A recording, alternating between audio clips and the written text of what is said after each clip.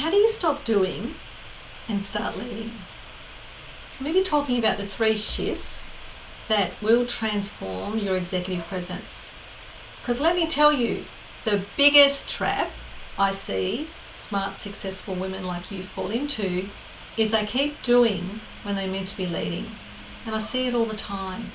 Brilliant women spinning all the plates, juggling team dynamics, inboxes, last minute escalations, and still asking themselves, why do I feel like I'm not making an impact?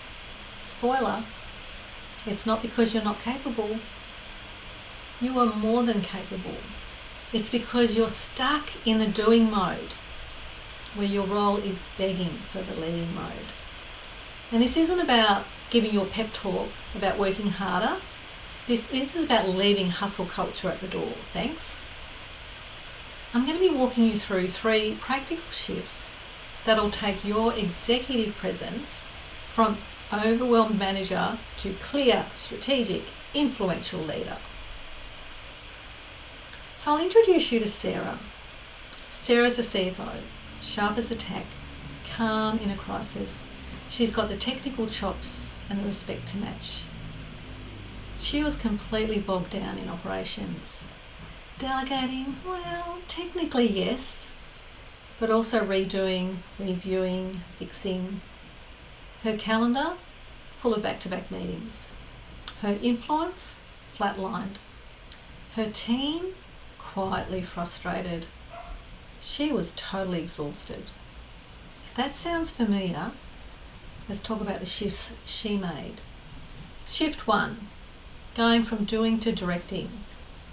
The old way was being the go-to fixer. The new way, growing confident, capable problem solvers in her own team. Sarah's first move, she stopped answering every question, which was a little alarming for a lot of people in her team.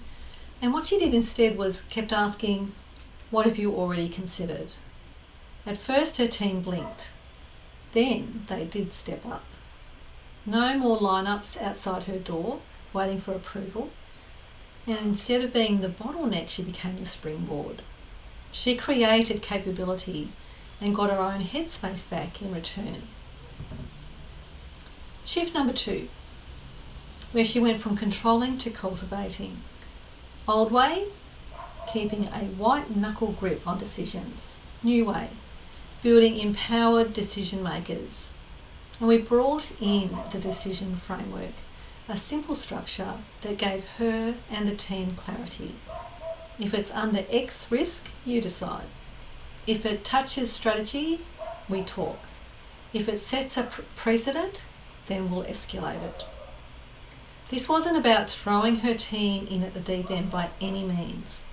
It was about creating trust with boundaries. And once her team knew where the lines were, they stopped bouncing back everything to her. So Sarah could finally step out of the firefighting mode and into real leadership. And then shift number 3, going from reactive to strategic. The old way, inbox triage, calendar chaos. New way, intentional, impact-focused thinking time. And we introduced the strategic hour, 1 hour daily, non-negotiable. No meetings, no emails, just thinking, planning, and getting clear. 1 hour a day gave Sarah her week back, and her influence went up. Her team stepped in, and she finally had space to lead from the front and not keep running from behind. So, what happened next? Her team's capability literally doubled. Her strategic visibility skyrocketed, and she finally had time to breathe, think, and actually lead. So, over to you. Which shift do you need right now? Doing to delegating, controlling to cultivating, reactive to strategic? Drop it in comments below and I'll send you a tip to make it stick. And hey, if this did resonate, hit the subscribe button. More practical leadership goodness is coming your way. Let's stop managing and let's start leading. You've got this.